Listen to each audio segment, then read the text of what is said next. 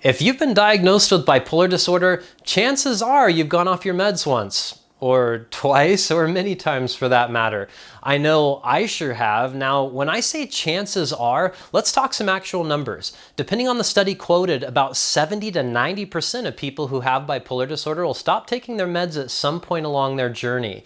So why do we do this? I mean, why would we go through everything that we do, take the time to find a doctor, get all this help from friends and family, finally get on some medication, and just stop it? I mean, why would we do that? Well, there's actually some really powerful reasons why this happens so often, and we're going to jump into 7 of the most common ones right now on Polar Warriors.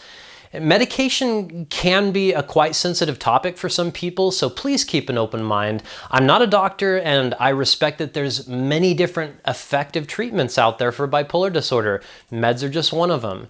So the first reason why many bipolar patients stop taking their meds, especially those who are newly diagnosed, is that the medication's actually working.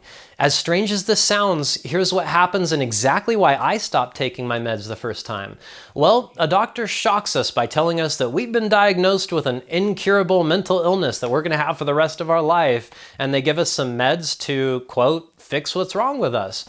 While we're still working out the details of all of this in our heads about this life-changing diagnosis, the meds start to work. We start to feel better, more stable, and we start to see things more clearly. Now, imagine how easy it would be when someone who is newly diagnosed is toying with thoughts like, was I misdiagnosed? Maybe they got it wrong. I'm just moody sometimes. There's no way I'm mentally ill. When somebody's thinking things like that and then they start to feel better, how easy is it to think, I'm cured, I feel better, and I don't need these expensive, stupid pills that remind me of my shocking diagnosis every day. Now, realistically, that's just hopeful thinking in a lot of ways. No one wants to accept a permanent, stigmatized diagnosis that implies taking meds for the rest of your life. If there was any prospect of this not being true because we started to feel better, of course someone would hope or wonder if they've been cured or misdiagnosed. For me, this usually happened when I would get manic. I would feel so darn good that I would forget or just not want to remember that it was those stupid expensive pills that actually started doing their jobs. I'm a stubborn person by nature, so I've gone down this route many times.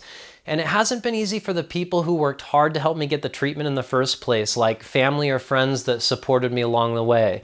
Sometimes that can cause feelings of resentment or frustration, when somebody spends a lot of effort to help us get help in the first place, to just see us quit the meds and go back to the way that we were before we started seeking treatment. That can be really difficult for people around us to watch, but it's important to know that this is really normal, and it's a symptom of the illness. When we're symptomatic, we always have the best track record of making decisions with clarity. I just want people to know that this is a really normal part of the bipolar journey for many of us, and it can take time for us to accept a diagnosis, find meds that work, and reach a place where we're okay or can accept the situation with some clarity.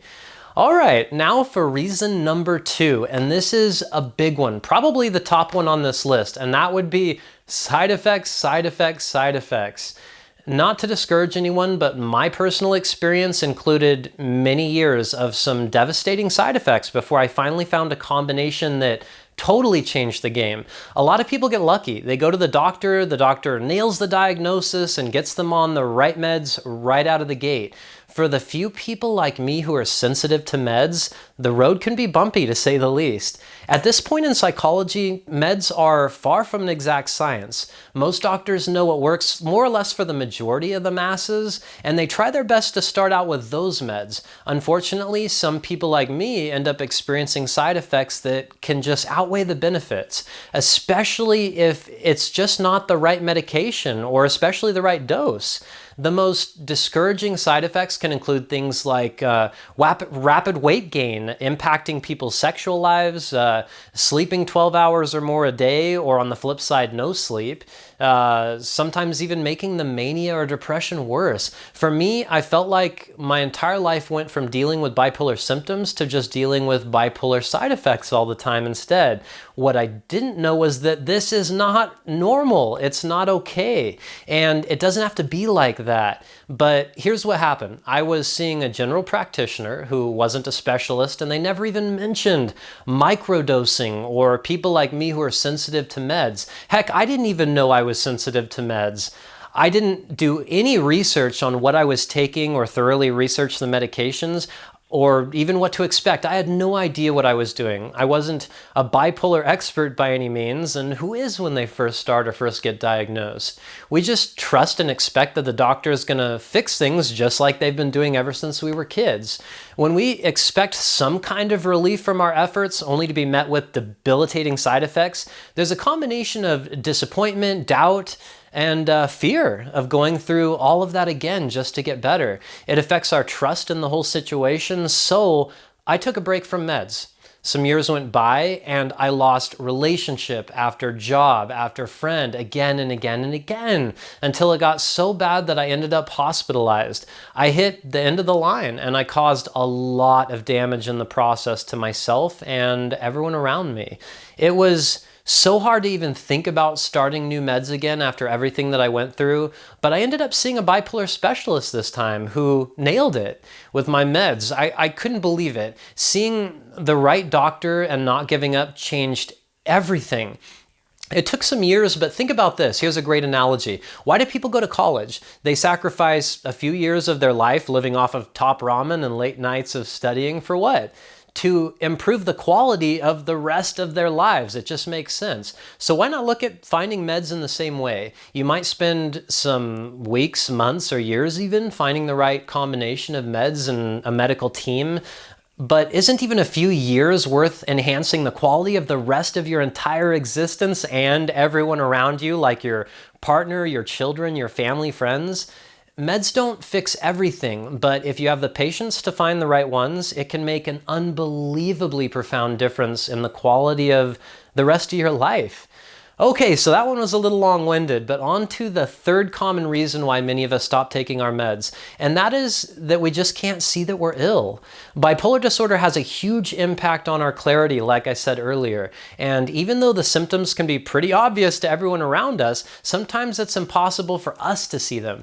It might sound a little strange, but it's a well-researched and proven fact that just goes with the territory of having bipolar disorder. Here's a great analogy that I read a while back. It's unlikely that someone with a broken leg is just going to keep running until their leg falls off, but someone with bipolar disorder who's obviously more ill than someone with just a broken leg is going to just keep running, causing chaos in their lives and everyone around them without even realizing that their leg is broken in the first place. And sometimes the only thing that stops us from running on a broken leg is when we actually break. People who watch us go through this futile and exhausting run until we break thing have a hard time understanding why or how we could live like this. Well, the answer is surprisingly simple. Loss of clarity, insight, and self-awareness is part of the illness. It's simply a symptom of the disorder, and it needs to be treated as a symptom of an illness, not just seen as a crazy person running on a broken leg. If we can't even tell that our leg is broken, how could we have the insight to know whether a medication is working or not? This is where the observation of those around us can be of huge help, like friends and family. And we'll get into a video specifically on how they can help us with this in the future. So, on to the fourth reason why many of us who have bipolar stop taking our meds, and that's the fear that we might lose ourselves or who we are. A lot of people, or especially those who are new to meds or younger adults, ask things like, will it affect my personality, my creativity, my intelligence? When I first started taking meds, they put me on a relatively heavy dose considering what I was going through at the time. This can also happen if someone ends up diagnosed while they're hospitalized for the first time.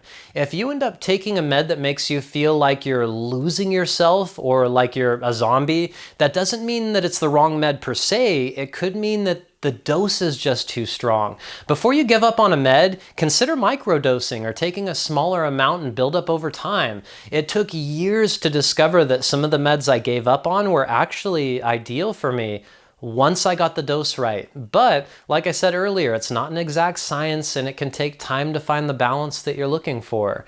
please don't wait or give up, because untreated bipolar disorder gets worse over time.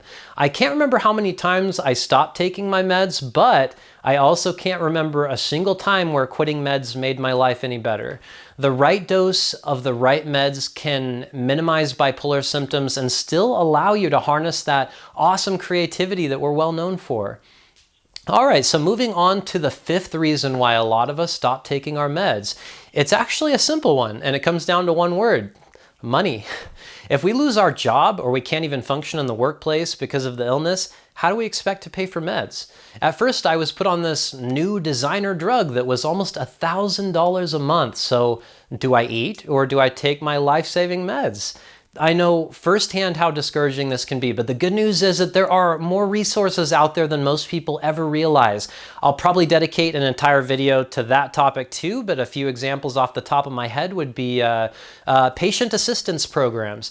Almost all of the big pharmaceutical companies are mandated to offer one.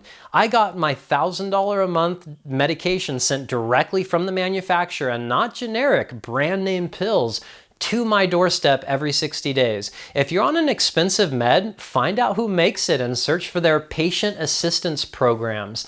I couldn't believe it. I didn't know that these programs existed, but do you think that big pharmacy is going to want to advertise that they offer free meds? Another one would be samples. Doctors get boxes of sample meds, especially a lot of the new latest ones. And I've had a lot of doctors be really generous when it came to my situation if I explained that I was having a hard time paying for medications. You can also see if your doctor is willing to prescribe the maximum dose or twice what you take and just break the pills in half so they last longer. Also, another option is just getting a larger supply, like a 90-day supply at a time. It makes the price cheaper at the pharmacy, so consider buying your medications in bulk. Another option is to call around. To my surprise, I've seen national chains like Walmart charge hundreds more than my local small town pharmacy. Who would have guessed, right? The last option that I'll mention for now is getting your meds from another country. A lot of my friends get their brand name drugs from Canada, for example, at a fraction of the price there. There's a lot of options if you just dig a little bit. So look at it this way. If you could save $1,000 a month on a medication and all it takes is a day of research and filling out some forms or some applications, you basically got paid $1,000 for a day's effort. So I don't think that's a bad trade.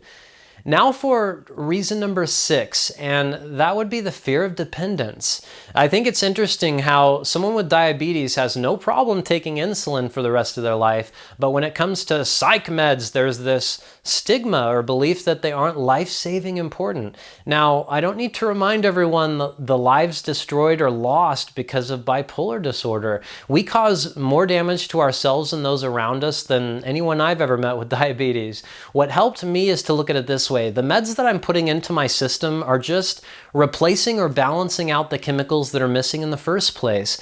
Not to oversimplify it, but it's similar to being deficient of a certain vitamin. So you start taking a supplement. In this case, we might have a serotonin or another imbalance, and we're taking meds that basically bring those levels back up to a normal range so we can function. Is that really too high of a price to stay well and have some happiness in our lives again? The last reason I'm going to discuss today is really important for friends and family to hear this, and that would be a lack of support or a sense of shame. We are far from mental illness being accepted as a norm in our society, and many people have no concept of what it entails. I've had friends, coworkers, extended family, and employers basically make me feel ashamed that I had to take psych meds over the years. Anyone who has the guts to get help in any capacity with mental illness should be praised for their efforts. If you make your partner, your child, or a friend feel ashamed in any way because they have to take meds, it makes it that much easier for them to quit getting the care that they need. They also need to feel included in their care program. You can't just hand someone a pill and expect everything to be better. This is not like other illnesses. What's going to happen when your kid leaves the house someday? Are they going to have the motivation, support, or tools to keep taking them? Medication is only part of a treatment program, not a fix-all, but it's a big part. If it's your child or your partner, talk to them about how they're feeling. Make a mood mood chart and document their progress or their regress. Ask if you can go with them to the doctor for support. Consider group therapy every once in a while so you can learn more about their life and what it's like to deal with this illness. The absolute number one reason why I've made it to where I am today with my bipolar disorder was the support and help from my friends and family. Without them, when I was really sick, I honestly don't know if I'd still be here today. On the same token, if you're the bipolar one and your close ones are having a hard time understanding your treatment, educate them. It's hard enough for us to know what's going on inside of us, much less someone that's on the outside. So there you have it. If you quit taking your meds for whatever reason it might be, please know that you're not alone in the bipolar world, but please keep in mind that the longer you go without some kind of treatment, the more the illness can progress into something worse. For people like me, finding the right meds was one of the toughest battles that I've ever been to in my life, but I wouldn't have the amazing partner, job, or the friends that I do now if I gave up on finding balance and stability. Even though I take meds, I still have days where the sky's falling. I still end up in the hospital sometimes, but it's a micro fraction of how often it happened before I found a treatment program that worked for me. Please don't give up, and if you did, it's never too late to jump back into a treatment program. Welcome to Polar Warriors. If you found this video useful, you can send a huge digital thank you by liking or subscribing to my channel. Take good self-care, and I hope to see you back here soon for my next video.